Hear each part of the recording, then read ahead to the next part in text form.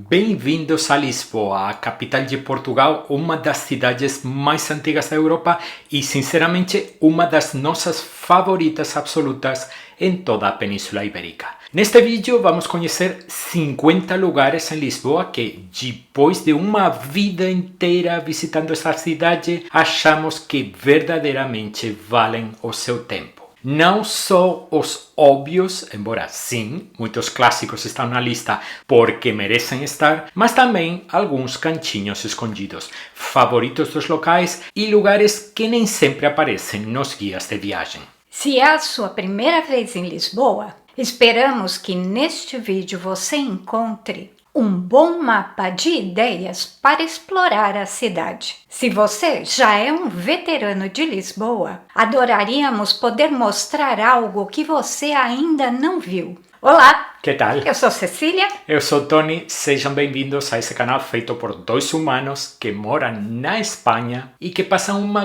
grande quantidade de tempo explorando a Península Ibérica para que você não precise fazer isso às cegas. Esperamos que com a ajuda dos nossos incríveis guias de viagem, sua próxima viagem seja maravilhosa.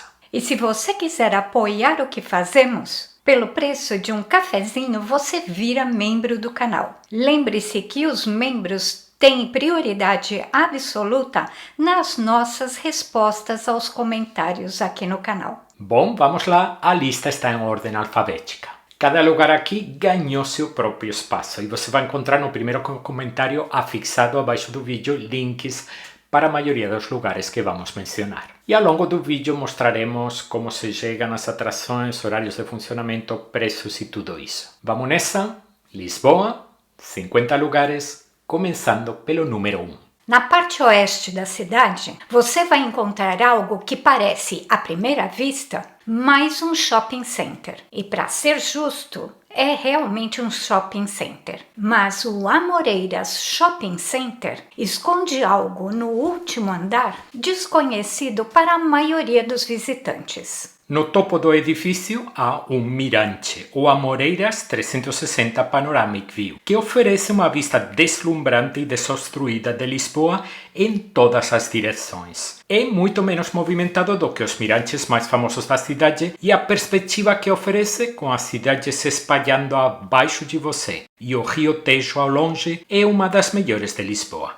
Definitivamente vale o ingresso para quem busca vistas mais amplas. Quem tem o Lisboa Card ganha um desconto. Você pode chegar às Amoreiras de ônibus. Há monumentos em Lisboa que você admira e há monumentos que deixam você de queixo caído. O Aqueduto das Águas Livres é exatamente o segundo tipo. Com mais de 58 quilômetros de extensão, é uma das maiores façanhas de engenharia do século XVIII.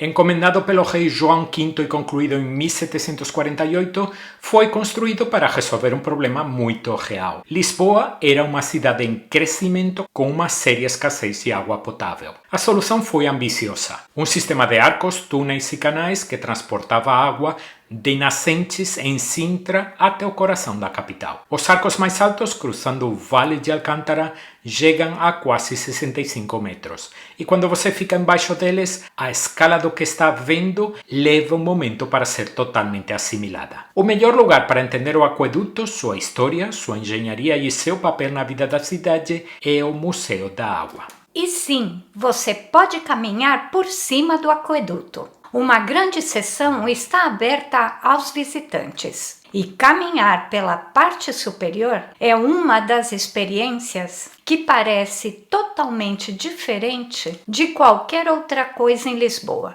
O que a torna ainda melhor é a forma como funciona. Você percorre a extensão da seção aberta por um lado do aqueduto, com a cidade se espalhando abaixo de você em uma extensão, e depois retorna pelo outro lado, e as vistas são completamente diferentes. Não é muito visitado e vá num dia claro se puder. Paga-se um ingresso para visita e com o Lisboa Card você tem um desconto. Pode chegar até o aqueduto de ônibus. Bem no coração turístico de Lisboa está um dos monumentos mais reconhecíveis da cidade, o Arco do Triunfo da Rua Augusta.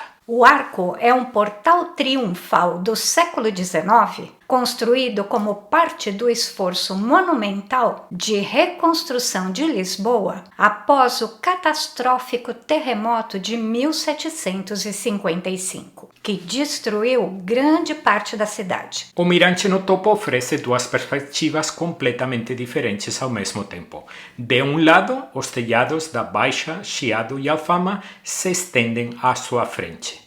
Vire-se e você estará olhando diretamente para a vasta Praça do Comércio e além até o Rio Tejo. O acesso é pela lateral que dá para a Rua Augusta. A subida começa com um elevador, seguido de 2 lances de escada para chegar ao topo. O ingresso é pago, mas quem tem o Lisboa Card entra de graça. Chegar é fácil, o arco é servido pelo metrô, pelo bonde e pelos ônibus.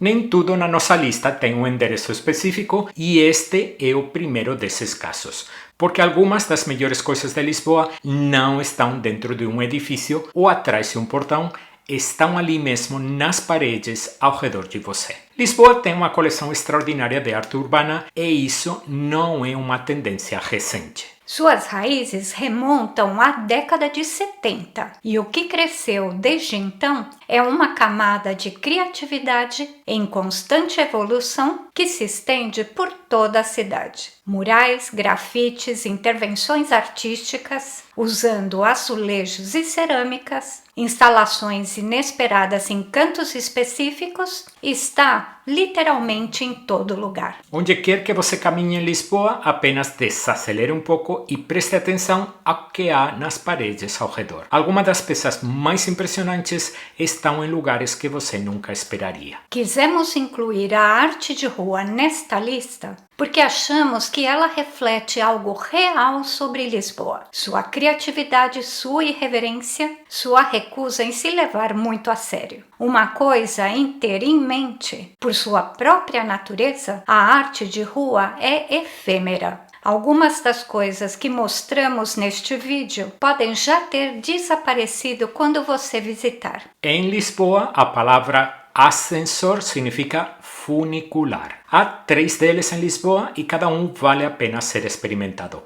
Vamos cobri-los separadamente na lista, começando com o mais famoso, o ascensor da Bica. O ascensor da Bica conecta a área do Cais do Sodré, lá embaixo à beira do rio, com o bairro Alto, lá em cima na colina, e faz esse trabalho desde 1892. O que o torna particularmente especial é sua estação inferior, escondida dentro de um edifício, o que dá a tudo um ar quase secreto e teatral antes mesmo de embarcar. O passeio em si leva você por uma rua estreita e íngreme, ladeada de casas e vida local. E é tão pitoresco quanto Lisboa pode ser. É também um monumento tombado, o que diz tudo sobre a importância desses funiculares para a identidade da cidade. 2 dicas antes de embarcar. Primeira, não compre passagem avulsa no funicular. Em vez disso, use um cartão navegante com crédito carregado. É muito mais vantajoso e explicamos exatamente como funciona no nosso vídeo sobre transportes. Se tiver o Lisboa Card, você anda em todos os funiculares de graça, sem limite de vezes. Segunda dica, e dissemos isso porque realmente importa.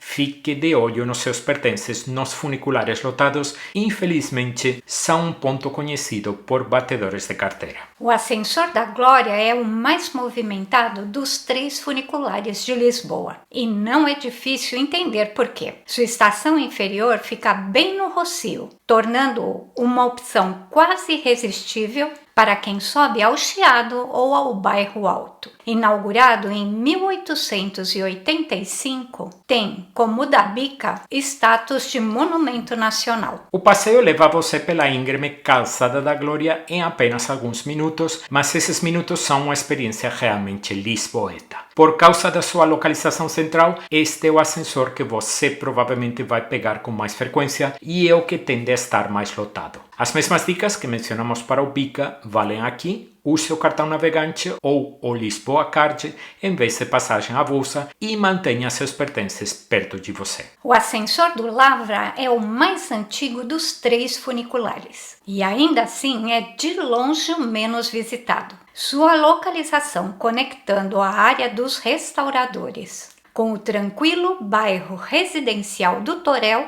o mantém bem fora do roteiro turístico principal. O passeio é mais curto e o entorno mais local e tranquilo do que seus 2 irmãos mais famosos. Não há lojas de souvenirs no topo, nem multidões disputando fotos. Apenas um bairro vivendo seu dia a dia. Como o Bica e a Glória, o Lavra é monumento nacional. Mesma orientação, cartão navegante ou Lisboa Card em vez de passagem avulsa e fique atento aos seus pertences. Agora, antes de continuarmos, precisamos parar para falar sobre uma coisa séria. Em setembro de 2025, o ascensor da Glória sofreu um acidente que deu a volta ao mundo, com muitas vítimas mortais, inclusive turistas. Foi um evento devastador e os nossos pensamentos permanecem com as vítimas e suas famílias. Na sequência dessa tragédia, os 3 ascensores de Lisboa, a sua circulação foi suspensa enquanto eram realizadas conferências de segurança, enquanto existia e continua existindo um inquérito policial aberto e não existe mais mínima previsão de quando eles vão voltar a circular. Decidimos manter os 3 na lista porque formam parte da paisagem de Lisboa, uma parte integral, e esperamos que algum dia eles vão voltar a rodar. Durante nossa viagem mais recente a Lisboa, tivemos oportunidade de conversar informalmente com funcionários da Carris, que é a empresa que opera os ascensores de Lisboa. Não vamos revelar o detalhe do que foi falado porque foi uma conversa informal, mas a sensação que a gente tem depois dessa conversa é que vai passar muito tempo antes dos ascensores voltarem a subir e descer as encostas de Lisboa. Isso porque existe pavor causado pelo que aconteceu, pavor de que possa acontecer um novo acidente. Então, as perspectivas não são muito otimistas. Queremos realmente estar errados nessa previsão. No primeiro comentário abaixo do vídeo vamos tentar, se houver alguma novidade, atualizar essa situação. Esperamos que na sua próxima visita a Lisboa você consiga subir nesses ascensores. Essa é outra entrada da lista sem um endereço único, porque está em todo lugar. Lisboa pode ser a capital mundial dos azulejos. E assim que você começa a notá-los, não consegue mais parar. Estão nas fachadas dos edifícios, dentro de igrejas, nas estações do metrô, decorando escadarias, envolvendo esquinas. São a linguagem visual desta cidade. A palavra azulejo tende a fazer com que as pessoas pensem em desenhos em azul e branco, e sim, você vai ver muitos desses. Mas os azulejos de Lisboa vêm em todos os tamanhos, temas e cores imagináveis. O domínio que os portugueses desenvolveram nesta forma de arte ao longo de centenas de anos é simplesmente incomparável. E voltaremos aos azulejos mais tarde no vídeo, porque há um lugar na nossa lista dedicado inteiramente a eles. Continuando no tema das coisas, que são profundamente, inconfundivelmente portuguesas, chegamos a algo que está literalmente sob seus pés desde o momento que você começa a caminhar por essa cidade. A calçada portuguesa, o tradicional pavimento português. Pedras pequenas e irregulares, cortadas e assentadas à mão, cobrindo ruas, praças e calçadões de Lisboa, em padrões que vão de simples desenhos geométricos a elaboradas composições grandiosas. É uma daquelas coisas tão onipresentes que você pode inicialmente ignorar, mas pare por um momento e olhe para baixo. Por trás de cada trecho delas estão os calceteiros, os artesãos altamente especializados que talham e assentam cada pedra à mão, mantendo viva uma tradição que definiu a aparência e o ambiente de Lisboa por séculos. É arte ao nível da rua, escondida à vista de todos. E uma vez que você começa a apreciá-la, vai se pegar parando para admirá-la em todo lugar que for. Olhe para cima de quase qualquer ponto de Lisboa e mais cedo ou mais tarde seus olhos vão encontrá-lo, o Castelo de São Jorge. Sentado majestoso no alto de sua colina, como se sempre estivesse estado lá. Construído em meados do século XI, em um local habitado desde pelo menos o século VII, esse monumento nacional tombado é um dos marcos definidores de Lisboa e uma de suas atrações mais visitadas. O castelo é grande e há muito para explorar. Você pode caminhar pelas muralhas, subir nas torres e percorrer as múltiplas seções das fortificações no seu próprio ritmo. E então há as vistas. Dada a sua posição dominante acima da cidade, provavelmente não vai te surpreender saber que o castelo tem um dos mirantes mais espetaculares de toda Lisboa. E de onde quer que você esteja nas muralhas, a cidade se abre à sua frente de uma forma difícil de superar. Chegar aqui requer um pouco de planejamento. O único transporte público que o leva perto da entrada é o ônibus 737.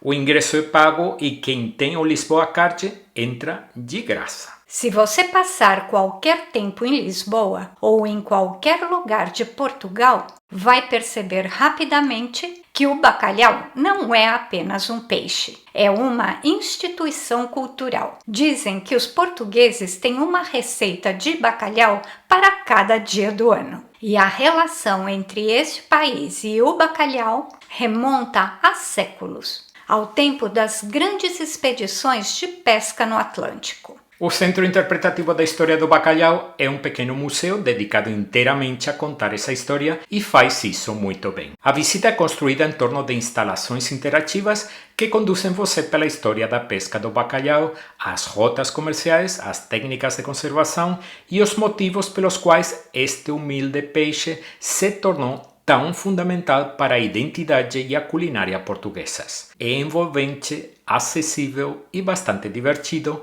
para adultos e crianças. O centro fica bem no coração da cidade, o que o torna muito fácil de combinar com outras visitas por perto. Chegar é simples, é servido pelo metrô, o bonde e os ônibus. O ingresso é pago, mas quem tem o Lisboa Card entra de graça. No bairro do Chiado, erguendo-se acima dos telhados, está o Convento do Carmo, o convento da Ordem Carmelita. Construído no século XIV, foi tão grandioso que rivalizava com a própria Catedral de Lisboa. Depois veio o terremoto e, como grande parte da cidade, foi devastado. O que aconteceu depois, porém, é o que torna este lugar verdadeiramente único em Lisboa. Alguma reconstrução parcial foi tentada nos anos seguintes, mas no século XIX, quando um fascínio romântico pelas ruínas tomou conta da Europa, foi tomada a decisão de parar com a reconstrução e deixar o convento do jeito que estava. E então, as grandes naves góticas do Convento do Carmo permanecem abertas para o céu até hoje, sem telhado, absolutamente deslumbrantes. É um espaço com um tipo muito particular de magia e um lembrete profundamente tocante da catástrofe que mudou essa cidade para sempre. Dentro da abside sobrevivente, o Museu Arqueológico do Carmo existe desde 1864,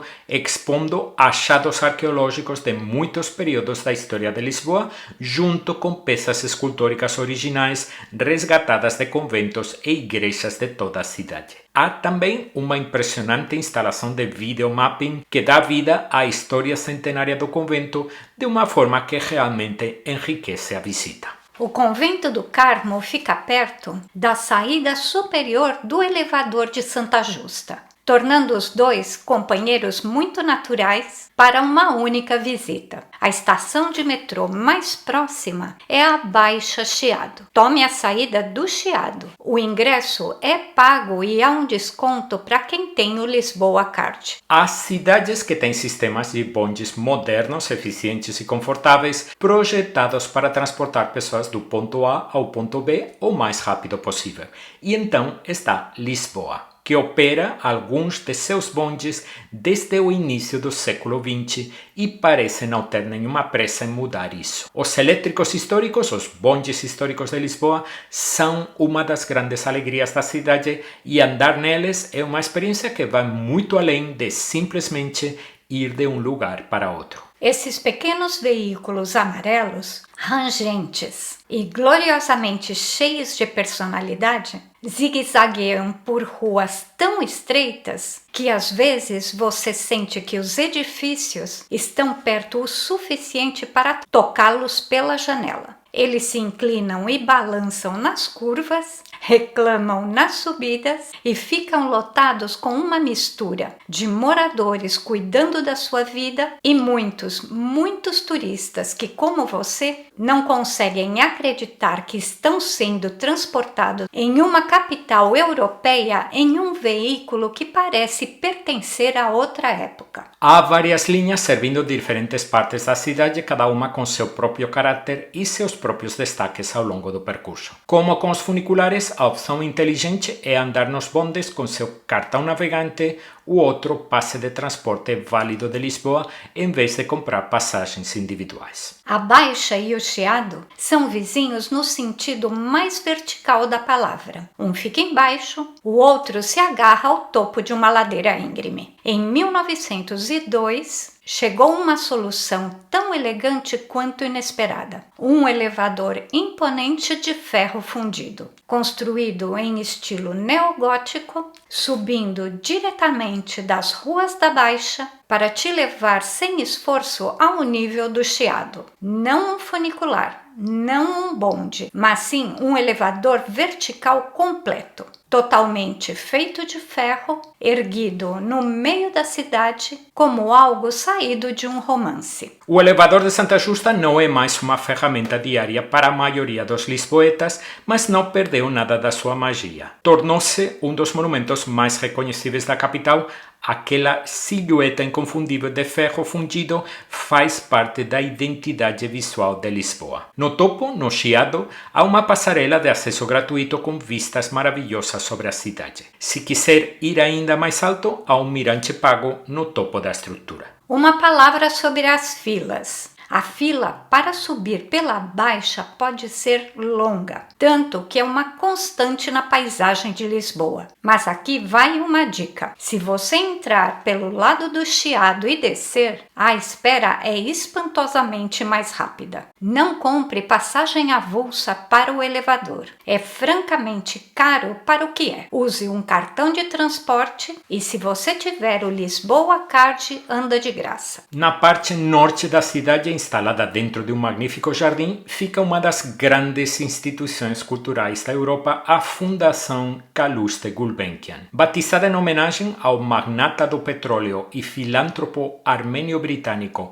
Calouste Sarkis Gulbenkian, que deixou sua extraordinária coleção pessoal para Portugal em sua morte em 1955, é muito mais do que um museu. É um lugar onde arte, arquitetura e natureza existem em conversa uma com a outra. O Museu Gulbenkian principal abriga uma coleção que abrange uma gama desconcertante de períodos e civilizações, artefatos egípcios, arte islâmica, porcelana chinesa, gravuras japonesas e pinturas de Rembrandt, Monet, Renoir e Turner, entre muitos outros. No outro extremo do jardim, o Centro de Arte Moderna abriga a coleção mais completa de arte portuguesa moderna existente e em 2024 completou uma nova extensão projetada pelo arquiteto japonês Kengo Kuma. Antes de entrar, pare um momento para apreciar a estrutura em si. O edifício de Kuma é uma bela peça de arquitetura contemporânea e a forma como dialoga com o jardim à sua frente é algo especial. Os jardins em si valem uma visita.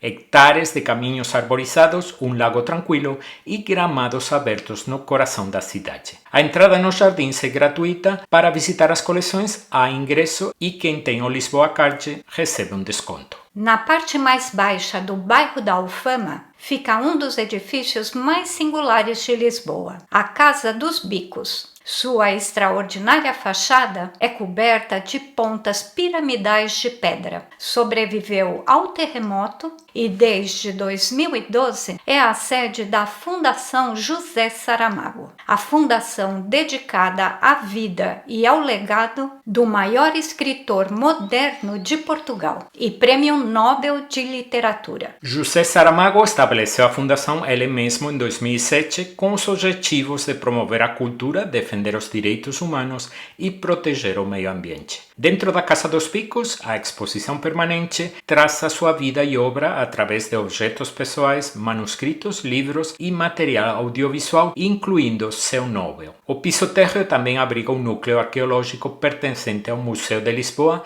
onde achados da era romana e resquícios das antigas muralhas mouriscas foram descobertas sob o próprio edifício. Como curiosidade, as cinzas de Saramago foram depositadas bem em frente ao edifício, sob uma oliveira centenária transplantada da aldeia onde ele nasceu. É algo silenciosamente tocante ficar aí parado ao lado dela. O acesso à seção arqueológica é gratuito. Há um ingresso pago para a exposição sobre Saramago, com desconto para quem tem o Lisboa Card. Lisboa não tem escassez de igrejas. Fomos seletivos sobre quais incluir nesta lista. A Igreja de Santo Antônio está aqui não por ser a mais grandiosa ou a mais arquitetonicamente impressionante, mas pelo lugar que ocupa no coração desta cidade e dos seus habitantes. Santo Antônio de Lisboa, ou Santo Antônio de Pádua, nasceu em Lisboa em 1195, no exato local onde esta igreja agora se ergue, e para os cidadãos de Lisboa, ele é muito mais do que uma figura religiosa.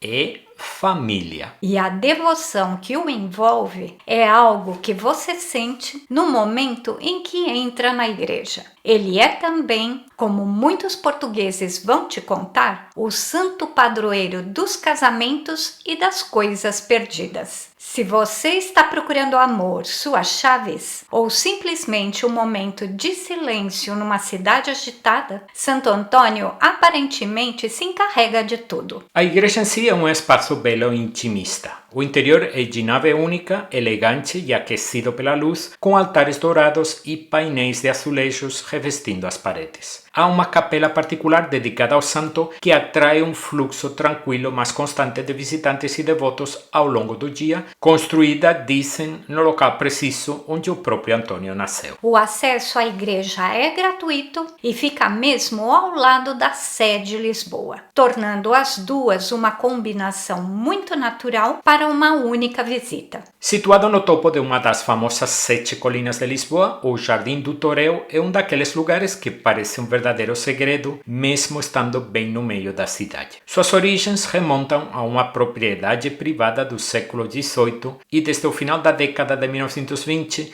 é um jardim público e mirante rodeado por elegantes sobrados e nobres palácios que dão a toda a área uma atmosfera tranquilamente aristocrática. Dos terraços do jardim, você tem vistas panorâmicas sobre a Avenida da Liberdade, a Baixa e além. Tudo isso em um lugar que recebe uma fração dos visitantes dos mirantes mais famosos de Lisboa. A entrada é gratuita. Se você quer entender Lisboa antes de explorá-la ou fazer sentido de tudo o que já viu, o Lisboa Story Center é um excelente lugar para passar umas horas. É um museu interativo pequeno, mas bem projetado, que leva você em uma viagem pela história da cidade, desde seus primeiros assentamentos até os dias atuais, usando reconstruções dramáticas, instalações audiovisuais e um audioguia multilingüe que conduz você pela experiência no seu próprio ritmo. A visita está organizada em 6 áreas, cobrindo os principais capítulos da história de Lisboa. Fundações romanas, a era dos descobrimentos, a cidade no auge do seu poder global e, inevitavelmente, o catastrófico terremoto que trazido a vida aqui, numa simulação que dá uma noção real de como devastador foi aquele evento. É envolvente para adultos e crianças, historicamente preciso sem parecer uma aula e, de fato, uma das melhores introduções à cidade que você vai encontrar. O centro fica bem na Praça do Comércio, é cobrado o ingresso e, se você tiver o Lisboa Card, entra de graça. Já mencionamos o Lisboa Card várias vezes e vamos continuar fazendo isso até o final do vídeo, então parece um bom momento para falar um pouco mais sobre ele. O Lisboa Card é um passe de atrações e transporte para a cidade de Lisboa. Olhamos sempre com atenção para esses tipos de passe porque nem sempre são o ótimo negócio que parecem ser no papel. Mas o Lisboa Card é uma das exceções. Depois de anos usando, nós mesmos achamos que oferece um valor excepcional e o recomendaríamos sem hesitar para qualquer pessoa que vai passar alguns dias na cidade. Temos 2 vídeos no canal que entram em mais detalhes, um construído em torno de um roteiro completo de 3 dias usando o cartão e um mais recente com informações atualizadas. Vamos deixar um link para o site onde você pode comprar o Lisboa Card. Queremos ser transparentes, é um link patrocinado. Você paga exatamente o mesmo preço, mas quando alguém compra um cartão através do nosso link, recebemos uma pequena comissão. Isso ajuda a manter o canal e ficamos muito agradecidos. Sob o olhar atento da Ponte 25 de Abril, você vai encontrar um dos espaços mais surpreendentes e energéticos de Lisboa, a LX Factory. A LX Factory nasceu em 2008 das ruínas de um vasto complexo têxtil do século XIX que por décadas ficou praticamente abandonado. Então, uma equipe visionária viu o que ele poderia se tornar e hoje é um dos endereços mais descolados e criativos da capital. Espalhada por 23.000 metros quadrados de edifícios industriais, pátios e ruas, a LX Factory abriga mais de 50 lojas criativas, estúdios de design, restaurantes, bares, oficinas e espaços culturais. Um lugar que você absolutamente não deveria perder é a livraria Ler Devagar, instalada em uma antiga imprenta, onde você pode ter até a sorte de assistir uma das encantadoras mini apresentações teatrais do talentoso artista William. A entrada na LX Factory é gratuita e a linha de bonde 15 deixa você perto. Às margens do Tejo, no bairro de Belém, onde o rio é mais largo e a paisagem urbana se abre magnificamente, está uma das instituições culturais mais impressionantes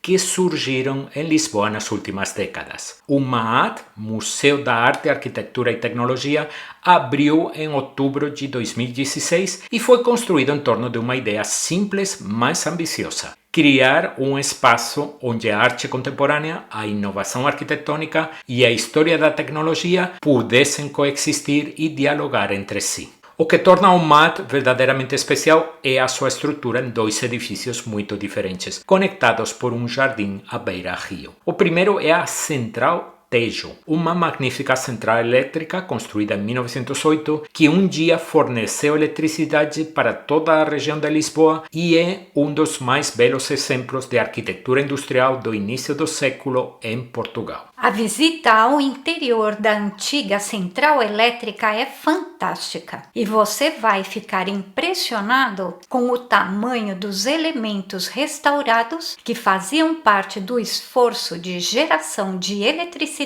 e que foram lindamente preservados. Essa parte do MAAT conta a história da tecnologia, mas também dos seres humanos por trás dela, os trabalhadores, os engenheiros, as vidas que mantiveram as luzes acesas em toda uma cidade. Embora a maior parte do espaço seja dedicada a contar a história do próprio edifício, uma seção é também destinada a exposições de arte contemporânea que criam um contraste verdadeiramente interessante com o ambiente ao redor. O segundo edifício é a Galeria MAAT, uma marcante construção contemporânea cuja forma curvilínea, revestida de cerâmica, abraça a orla tão rente ao chão que o histórico horizonte de Belém permanece inalterado visto da água. Por dentro, o seu imenso salão central é um dos espaços de exposição mais surpreendentes de Portugal. Juntos, os dois edifícios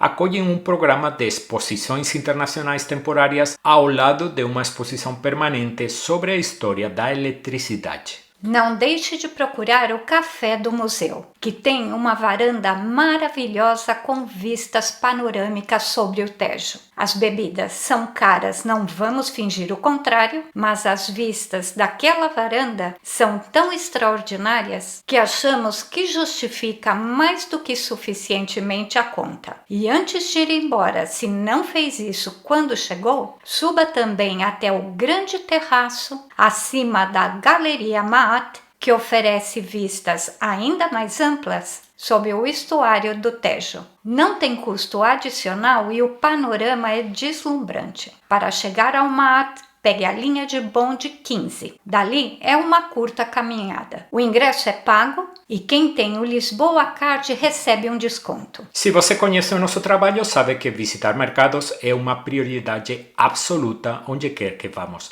Eles são, na nossa experiência, uma das melhores janelas para a vida real de uma cidade. Sua comida, seus ritmos, sua gente. Então, aqui estão 2 mercados de Lisboa para você conhecer, começando pelo mercado de Arroios. Situado no bairro multicultural de mesmo nome, o Mercado de Arroios reflete lindamente seu entorno. Não é um mercado enorme, mas sua bela arquitetura abriga produtos frescos, comerciantes locais e restaurantes que reúnem sabores de Portugal e de muito além. É o tipo de mercado onde os moradores realmente fazem suas compras. Nenhuma armadilha turística à vista. Do outro lado da cidade, no elegante e tranquilamente fashion bairro residencial de Campo de Ourique, o mercado de Campo de Ourique oferece uma atmosfera um pouco diferente, um pouco mais refinada, um pouco mais de bistrô de bairro, mas não menos autêntica por isso. O mercado coberto foi belamente restaurado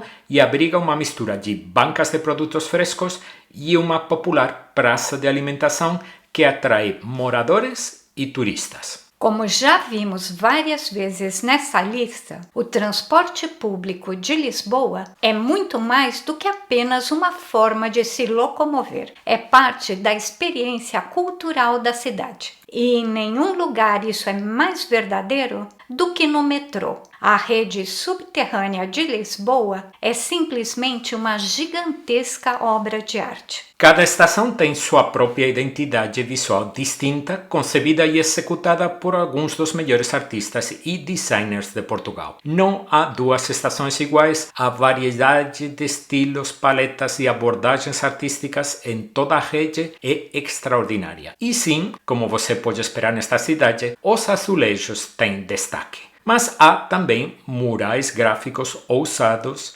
intervenções escultóricas e gestos arquitetônicos que não destoariam numa galeria de arte contemporânea. Seria impossível fazer jus a cada estação aqui. Então, vamos simplesmente dizer: enquanto você se locomove por Lisboa, não fique olhando para o celular. Olhe para cima, olhe ao redor. Algumas das melhores obras de arte da cidade estão ali mesmo na plataforma. A cidade foi construída em 7 colinas e um dos grandes prazeres de explorá-la é subir ao topo de cada uma e contemplar a vista. A palavra portuguesa para mirante é miradouro. E Lisboa tem mais deles do que quase qualquer outra capital europeia.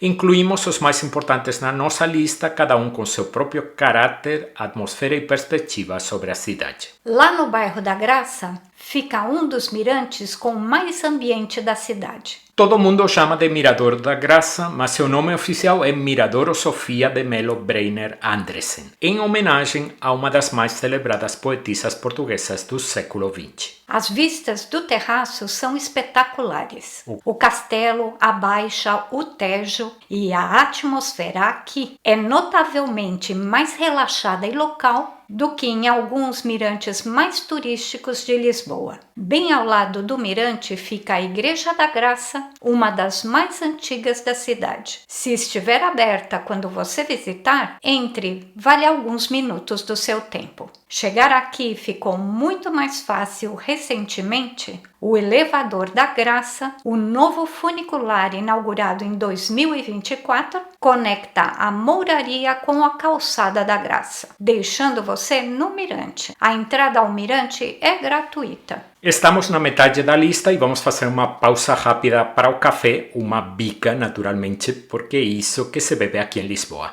Esta é cortesia dos queridos membros do canal e somos gratos a cada um de vocês. Se você curte o que fazemos e quer dizer obrigado, pode nos convidar para um cafezinho virtual ou se tornar membro do canal.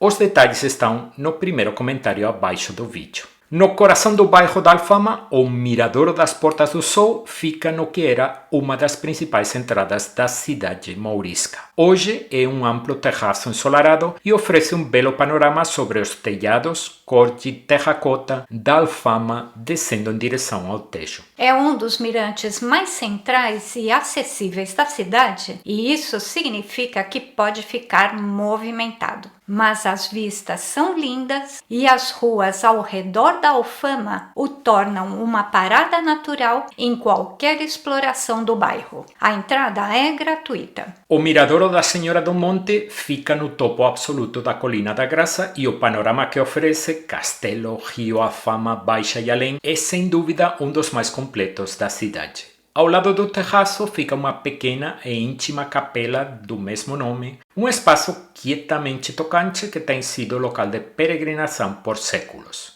O que particularmente amamos em Nossa Senhora do Monte é que recebe menos visitantes do que os mirantes mais famosos. Se você estiver disposto a fazer a subida, a recompensa será farta. A entrada é gratuita. Na borda do bairro Alto, o Miradouro de Santa Catarina olha para o Tejo, a Ponte 25 de Abril e as colinas da margem oposta numa vista única e emocionante. É um grande terraço aberto com uma energia muito diferente dos mirantes mais íntimos da Alfama e da Graça. Este é um dos mirantes mais boêmios de Lisboa, com um clima decididamente jovem e descontraído que o distingue. Quando chega o pôr do sol, músicos, estudantes e moradores se reúnem aqui com uma cerveja ou uma taça de vinho e a atmosfera se torna algo entre um ponto de encontro do bairro e um concerto espontâneo ao ar livre. É animado, despretensioso e cheio de vida. A entrada é gratuita. A poucos passos do Miradouro das Portas do Sol, o Miradouro de Santa Luzia é um dos mirantes mais populares e fotografados de toda Lisboa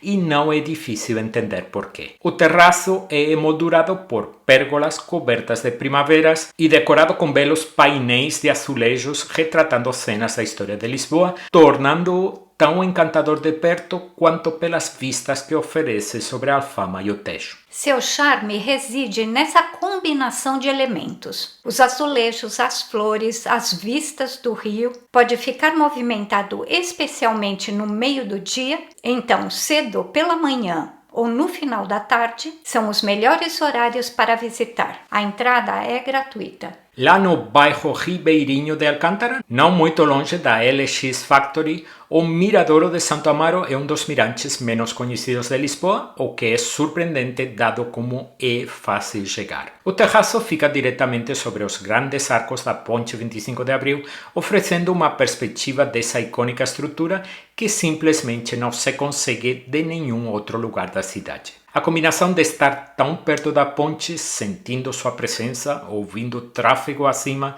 e ter o Tejo e Belém à vista é algo diferente de qualquer outro mirante da lista. Junto ao mirante está a Capela de Santo Amaro, com um interior ricamente decorado, caso estiver aberta no dia da sua visita. A entrada é gratuita. No bairro Alto, no topo da Calçada da Glória, o Miradouro de São Pedro de Alcântara é amplamente considerado um dos mais belos mirantes de Lisboa. O terraço superior é um jardim formal, elegante e bem cuidado, com bancos, fontes, bustos de figuras notáveis portuguesas e um mapa em azulejo que identifica cada monumento visível no horizonte. horizonte. O panorama abrange a Baixa, o Castelo de São Jorge, sentado orgulhosamente na sua colina, a Moraria, a Alfama e o Tejo, uma das vistas clássicas de Lisboa que nunca cansa.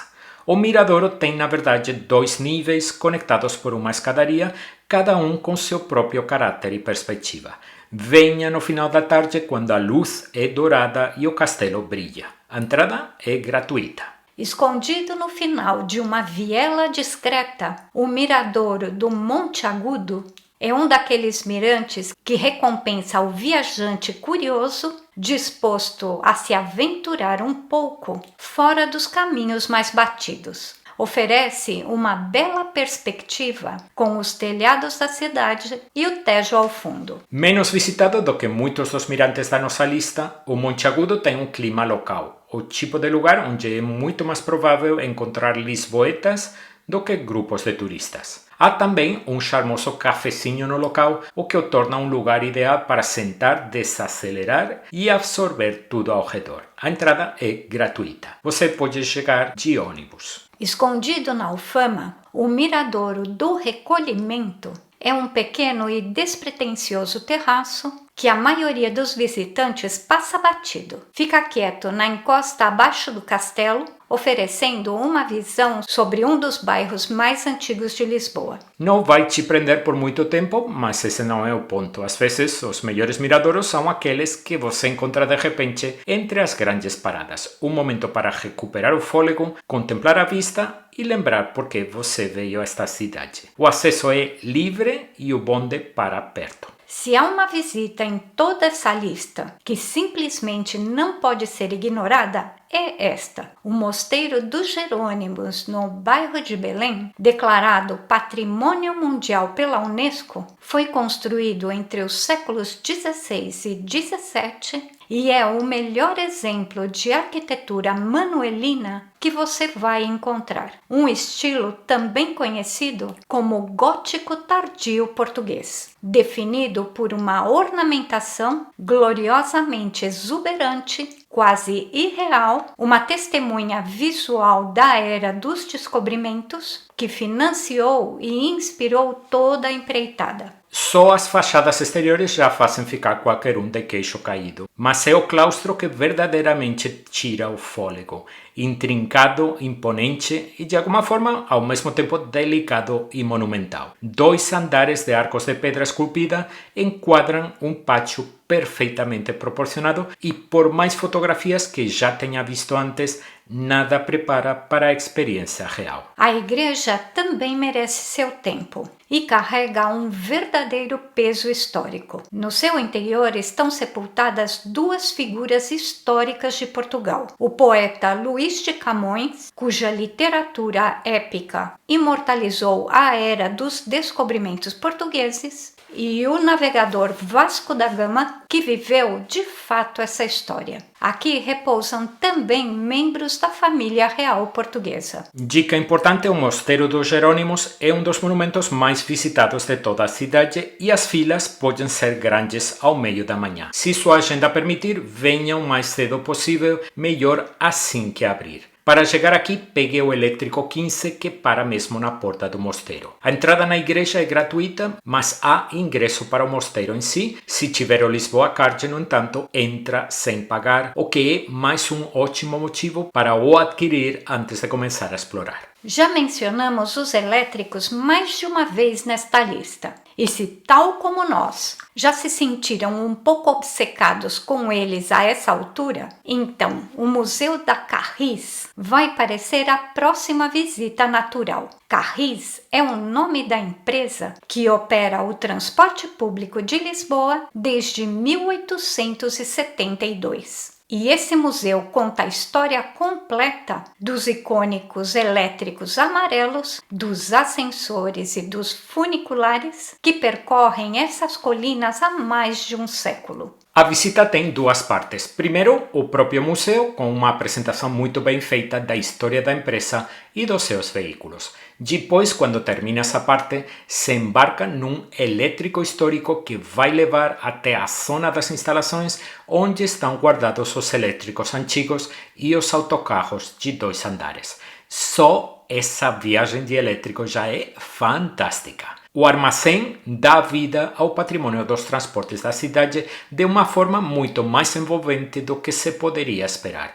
É o tipo de lugar que transforma aquilo que parece um tema de nicho em algo fascinante. É uma ótima visita, sobretudo se você estiver viajando com crianças curiosas ou com alguém que tenha uma debilidade por transportes que fazem os bondes modernos parecerem claramente inferiores. O ingresso é pago e quem conta com o Lisboa Card tem um desconto. Se Lisboa tem uma alma, o fado é uma parte enorme dela. E o Museu do Fado, no coração da Alfama, é o melhor lugar para entender porquê. Esta música não é apenas um gênero, é uma forma de sentir, uma palavra que os próprios portugueses têm dificuldade em traduzir. E o museu faz um trabalho belíssimo ao traçar sua história desde as ruas estreitas de Lisboa do século XIX até os dias de hoje. A coleção abrange os instrumentos, as vozes, a história e a cultura que estão por trás do fado. Há também um forte senso de lugar aqui. Você não estará aprendendo somente sobre o fado, mas está justamente no bairro onde tanta da sua história foi moldada. E se você está pensando em assistir um fado ao vivo mais tarde, esta visita vai proporcionar uma introdução maravilhosa que fará você apreciar a arte ainda mais. Paga por visitar e quem tem o Lisboa Card entra de graça. Inaugurado em 2022, o Museu do Tesouro Real é uma das atrações mais recentes de Lisboa. E desde o momento em que você chega, fica claro que é um lugar especial. Divide espaço com o Palácio da Ajuda, o grandioso Palácio Real neoclássico, que já é, por si só, um destino. Dentro de um edifício branco e luminoso, os arquitetos construíram uma estrutura que simula um enorme cofre. Um cofre que abriga as joias e maravilhas acumuladas pela coroa portuguesa ao longo dos séculos. O acervo se estende por 11 seções diferentes, combinando vitrines tradicionais e painéis explicativos com elementos interativos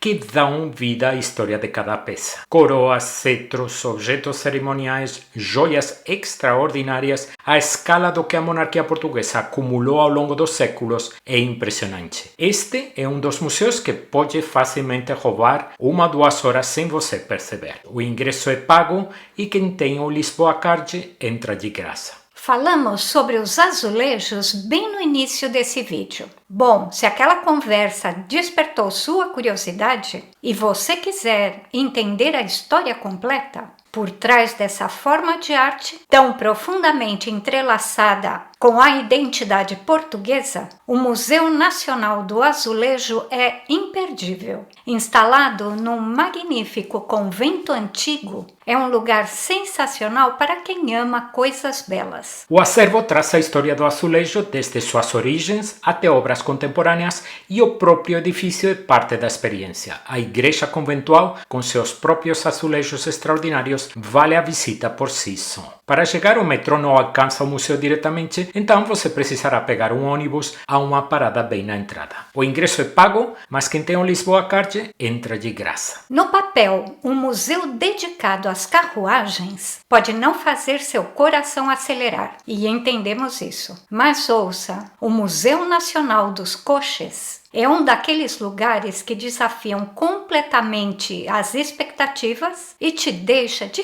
queixo caído. O acervo é um dos melhores do seu tipo no mundo. E uma vez que você está diante dessas peças, a ideia de que isso poderia ser chato simplesmente se evapora. As origens do museu remontam a 1905, quando a rainha Amélia de Portugal decidiu preservar as carruagens reais que estavam caindo em desuso com a chegada da era do automóvel. O que começou como uma iniciativa pessoal da rainha tornou-se, com o tempo, um tesouro nacional. O acervo cresceu para incluir coches cerimoniais, berlindas e outros veículos abrangendo 3 séculos de artesanato extraordinário, veículos cobertos de entalhes dourados, painéis pintados e interiores de veludo que nunca foram realmente sobre ir do ponto A ao ponto B, mas sobre projetar poder, riqueza e prestígio numa escala impressionante. Hoje o museu ocupa 2 locais em Belém, o antigo Picadeiro Real e um marcante edifício moderno, inaugurado em 2015, bem do outro lado da rua, que abriga a maior parte do acervo. Entre os dois, você tem tanto a atmosfera do espaço histórico, quanto a escala necessária para exibir esses magníficos objetos como merecem. Reserve bastante tempo para esse museu. O ingresso é pago, mas quem tem o Lisboa Card entra de graça. Na margem norte do Tejo, em Belém, o Padrão dos Descobrimentos é um daqueles monumentos que deslumbra no momento em que aparece à vista. O Monumento aos Descobrimentos tem a forma de uma caravela estilizada cortando o rio, sua proa apontando para o mar. E bem na ponta dessa proa está o infante Dom Henrique, o navegador, o homem que colocou toda a extraordinária aventura em movimento. Atrás dele, dispostos ao longo dos flancos do monumento, em 2 grandes fileiras ascendentes, estão os protagonistas da era dos descobrimentos portugueses. Navegadores, soldados, evangelizadores e artistas representados em esculturas gigantescas, cada uma um capítulo de uma notável história. O monumento não é apenas algo para admirar por fora. Um elevador leva você pelo interior, seguido de um curto lance de escadas até uma plataforma de observação no topo. E as vistas de lá são maravilhosas, com o Tejo se estendendo à sua frente e Belém nos 2 lados. Antes de sair, não deixe de olhar para o chão em frente ao monumento, onde uma enorme rosa dos ventos está incrustada no calçamento, espetacular em escala e detalhe. O ingresso é pago e quem tem o Lisboa Card entra de graça. Há algo melancolicamente tranquilo no Palácio Nacional da Ajuda. Esse vasto palácio neoclássico, construído no século XIX, foi projetado para ser a residência permanente da família real portuguesa. E por um tempo foi exatamente isso. Mas a monarquia foi abolida com a proclamação da República em 1910. E o palácio ficou congelado no tempo, como um capítulo da história que nunca teve seu fim. Hoje funciona como um extenso museu e o que o torna tão envolvente é precisamente essa qualidade habitada. Este não foi um palácio construído para impressionar visitantes ilustres, era um lar. E à medida que você se move por seus grandes cômodos, tem uma noção genuína da vida cotidiana, dos gostos e do mundo das pessoas que o ocuparam. Os salões de estado são opulentos da forma como só os interiores reais do século XIX podem ser, com móveis, pinturas, prataria e artes decorativas acumuladas ao longo de décadas de um reinado que atravessou alguns dos anos mais turbulentos da história portuguesa. E como mencionamos ao visitar o Museu do Tesouro Real, o palácio divide esse mesmo extraordinário edifício, tornando a Ajuda uma das visitas mais interessantes da lista. Para chegar, o bonde 18 leva você diretamente ao bairro. O ingresso é pago e quem tem o Lisboa Card entra de graça. Portugal leva sua memória a sério e em nenhum lugar isso é mais evidente do que no Panteão Nacional,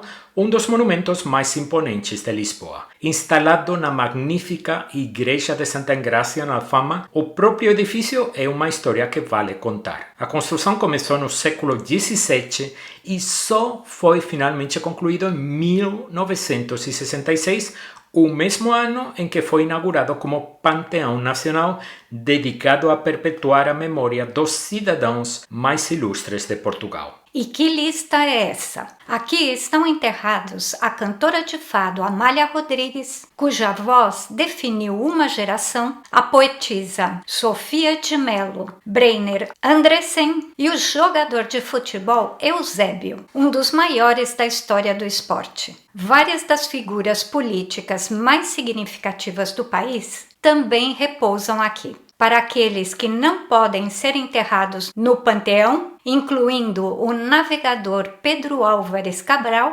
Vasco da Gama e o poeta Luís de Camões, cenotáfios se erguem em sua homenagem. Não saia sem subir ao terraço que envolve a gigantesca cúpula. As vistas de lá são espetaculares, os telhados da Alfama, o techo, as pontes.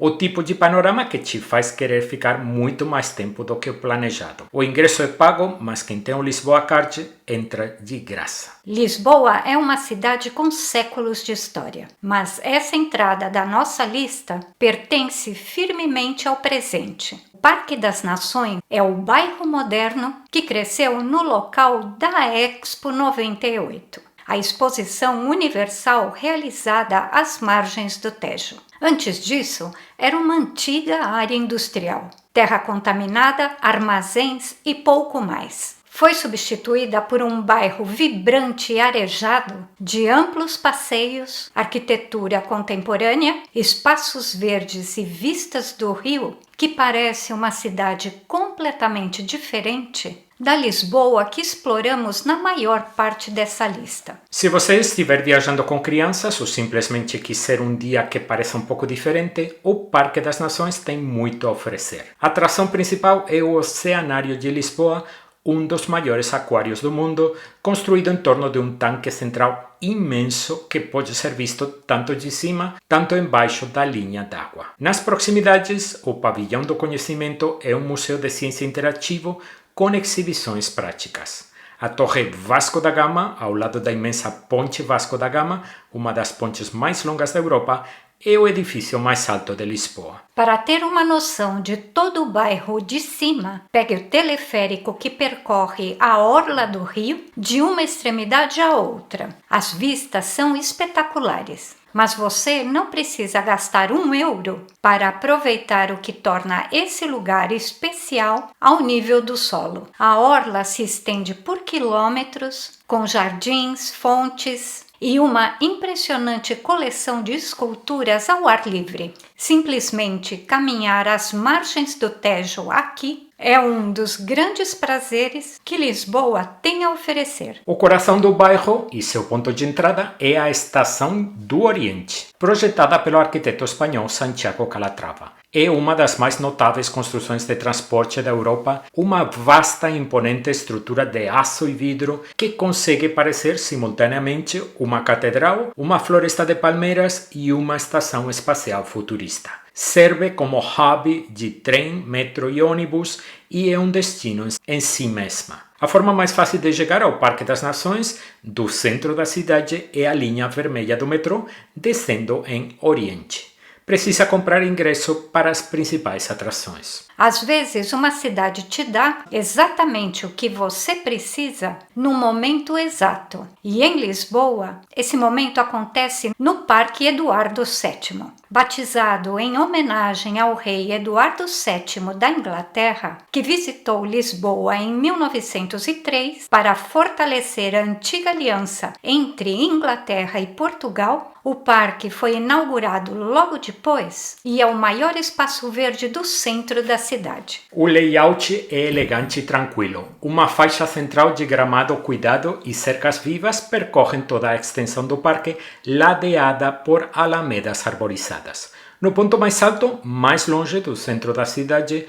um grande belvedere monumental olha sobre todo o parque, a Praça do Marquês de Pombal, a Avenida da Liberdade e além, os telhados de Lisboa e a ampla linha prateada do Tejo. É um mirante magnífico que muitos visitantes ignoram completamente. Mas o verdadeiro motivo pelo qual o Parque Eduardo VII ganhou seu lugar nesta lista fica num dos seus cantos e atende pelo nome de Estufa Fria. O nome mal te prepara para o que você encontrará lá dentro. Construída no local de uma antiga pedreira de basalto, seu autor transformou a pedreira abandonada em algo extraordinário. Apesar de ser chamada de estufa fria, na verdade há 3 espaços distintos aqui. A estufa fria é a maior e deve seu nome ao fato de não usar nenhum sistema de aquecimento artificial.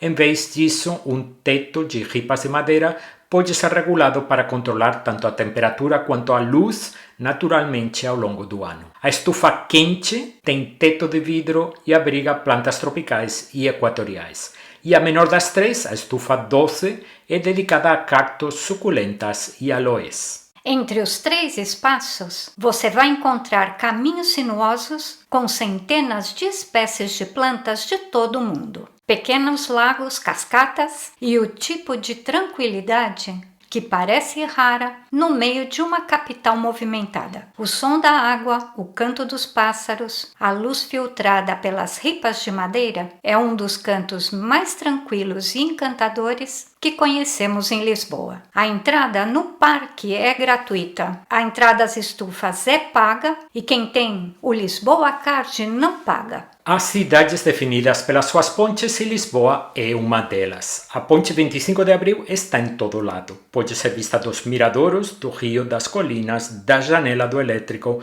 uma presença constante, quase magnética no horizonte que chama a atenção sempre. Batizada com a data da Revolução dos Cravos, em 1974, que pôs fim a quase 5 décadas de ditadura, a ponte carrega um peso histórico que vai muito além das suas dimensões físicas consideráveis. E essas dimensões são realmente impressionantes. Atravessando o estuário do Tejo, no seu ponto mais estreito, e ligando Lisboa à cidade de Almada, a ponte se estende por quase 3 quilômetros, tornando-se uma das maiores pontes suspensas do mundo. Foi inaugurada em 1966, quando, na verdade, tinha o nome do ditador Salazar, nome que foi rapidamente alterado após a Revolução. Ela tem 2 níveis, o superior, que leva ao fluxo incessante de carros, e o inferior, acrescentado em 1999, usado pelos trens. Quem quiser ir além de admirá-la de fora, há uma experiência ligada à ponte que merece ser mencionada. O Pilar 7 é exatamente o que o nome sugere, um dos enormes pilares que sustentam a ponte suspensa sobre o Tejo.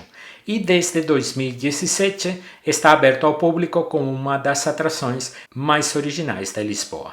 A experiência começa ao nível do chão, onde você acompanha a história da construção da ponte, que rapidamente faz perceber o quão impressionante foi o feito de engenharia da ponte. Mas o ponto alto é a subida de elevador até o topo do pilar, que leva a uma plataforma panorâmica a 80 metros acima da cidade. Para os mais corajosos, há uma plataforma de vidro avançando sobre o vazio, oferecendo uma vista de arrepiar para o chão lá embaixo. O ingresso é pago e quem tem o Lisboa Card entra de graça. Poucas praças na Europa carregam tanta história quanto a Praça do Comércio. Antes do catastrófico terremoto de 1755, que destruiu a maior parte de Lisboa e enviou um tsunami subindo pelo Tejo, este local, à beira-rio, era a sede do Palácio da Ribeira, a principal residência real da corte portuguesa do século XVI.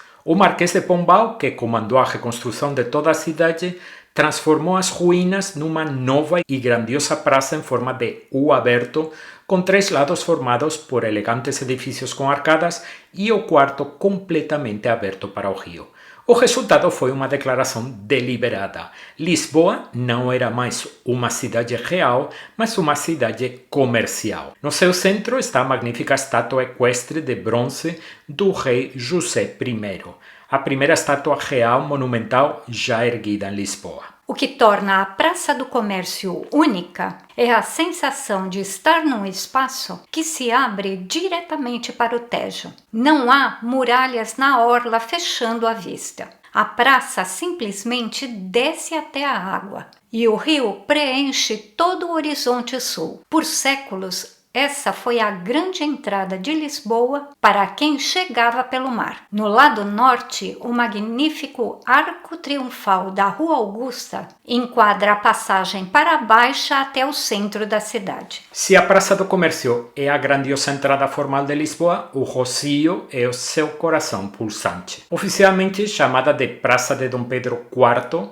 após o rei, cuja estátua coroa a alta coluna no seu centro, tem sido o principal ponto de encontro da cidade desde a Idade Média. Foi palco de proclamações reais e celebrações populares, de touradas e, mais sombriamente, das execuções públicas da Inquisição. Depois que o grande terremoto arrasou quase tudo ao redor, o Rossio foi reconstruído como parte do grande projeto da Baixa pelo Marquês de Pombal, adquirindo o caráter elegante e racional que ainda tem hoje. Ao nível do chão, é uma delícia sensorial imediata. O piso com o famoso padrão de ondas da calçada portuguesa, duas magníficas fontes de bronze e o zumbido constante de vida de rua tornaram esse o ponto de encontro preferido dos lisboetas por gerações. Na borda noroeste da praça está a Estação do Rossio, uma das estações ferroviárias mais velhas que você vai ver na Europa. Sua fachada é uma obra-prima teatral do estilo neo-manuelino, dois enormes arcos em ferradura na entrada, suas pedras esculpidas com motivos de corda e detalhes marítimos, erguendo-se até uma torre com relógio que observa a praça há mais de um século. É o tipo de edifício que para você no caminho, mesmo que você não tenha nenhum trem para pegar. E se tiver, conecta Lisboa diretamente a Sintra. Não muito longe do Amoreiras Shopping Center, fica um lugar que se conecta diretamente com o Aqueduto das Águas Livres. O reservatório da Mãe d'Água das Amoreiras é o grande depósito que ficava no final daquele extraordinário aqueduto. O destino final de toda aquela água, transportada por quilômetros de arcos e túneis até o coração de Lisboa. É onde a história do aqueduto termina. Antes mesmo de entrar, vale a pena parar para apreciar o Arco Triunfal das Amoreiras, o arco de triunfo que marca a entrada do antigo bairro das Amoreiras. Fica ao lado de uma charmosa praça lisboeta, onde você seria completamente perdoado por querer parar para um café. O interior em si é uma câmara vasta e abobadada com uma qualidade surpreendente. Com o tempo, tornou-se também um espaço para eventos culturais e exposições, o que só reforçou sua reputação como uma das joias escondidas de Lisboa. Você pode percorrer todo o depósito e depois subir até o terraço no topo, que oferece vistas excelentes sobre a cidade. O ingresso é pago e quem tem o Lisboa Card recebe um desconto. Você pode pegar o metrô até a Estação Rato, que fica ao sul do mapa que mostramos agora. A sede de Lisboa, a Catedral de Lisboa, é a igreja mais antiga da cidade e a sua história remonta à própria fundação de Portugal como nação. A construção começou em 1147, quando o primeiro rei de Portugal reconquistou Lisboa aos moros e, num detalhe que resume perfeitamente a história desta cidade, a catedral foi construída sobre uma mesquita que, por sua vez, tinha sido erguida no local de um antigo templo cristão visigótico. Vista do exterior, com suas duas torres fortificadas baixas, emoldurando uma fachada românica, parece menos um lugar de culto e mais uma fortaleza medieval. O que, dados os séculos turbulentos que atravessou, não é uma surpresa. A visita vale cada recanto explorado. A nave principal é austera e imponente, com os arcos de pedra conduzindo o olhar até a ábside gótica. Do coro alto abre-se uma vista magnífica sobre o interior da catedral e para a grande rosácea. E há também um pequeno terraço na zona da fachada que oferece belas vistas sobre os telhados ao redor. O Museu do Tesouro reúne 4 salas com vestes eclesiásticas, joias e relíquias. A entrada é paga e quem tem um Lisboa Card tem desconto. E assim chegamos ao final da nossa lista. E não poderia ser uma entrada final mais adequada. A Torre de Belém é uma das imagens mais reconhecíveis de todo Portugal. Um monumento tão profundamente entrelaçado com a identidade de Lisboa que quase se tornou um símbolo do país em si. Construída entre 1514 e 1519 numa pequena ilha no Tejo, na foz do rio de onde os grandes navios da Era dos Descobrimentos partiram para o desconhecido, era parte do sistema de defesa marítima de Lisboa. E junto com o Mosteiro dos Jerônimos, forma parte do Patrimônio Mundial da Unesco. De perto, a torre é uma obra de beleza extraordinária. Cada superfície parece carregar uma história. As esferas armilares, a cruz da Ordem de Cristo, os parapeitos esculpidos com decorações de bala de canhão e a elegante galeria coberta no lado voltado para o rio, com suas janelas arqueadas de influência veneciana. As influências islâmicas e orientais, entrelaçadas no ornamento manuelino, são visíveis em todo lugar. Por dentro, os cômodos estão, em grande parte, vazios. A torre nunca foi concebida como uma residência. Tome o bonde 15 até Belém e caminhe 10 minutos até a torre. O ingresso é pago, mas quem tem o Lisboa Card entra de graça. Se seu horário permitir, tente estar lá para o pôr do sol. A luz sobre o tejo no fim do dia, a ponte ao longe, a torre brilhando contra o céu é, por qualquer medida, um dos espetáculos mais belos que Lisboa tem a oferecer e a nota perfeita para encerrar esta lista. E assim chegamos ao final da nossa lista. 50 lugares que mal arranham a superfície de tudo que essa cidade tem para oferecer. E ainda assim, preparando este vídeo, vimos nossa paixão por Lisboa se renovando mais uma vez. Esperamos que você tenha agora uma noção real do que vai encontrar em Lisboa. Muito obrigado por ter assistido até o final, foi uma longa jornada, obrigado por acompanhar a gente na viagem. Agora na tela você vai ver a lista dos principais vídeos que temos no canal dedicados à cidade de Lisboa, toda a informação que você precisa para preparar uma viagem perfeita à capital de Portugal. Estamos aguardando por você desde já nesses vídeos. Vamos lá!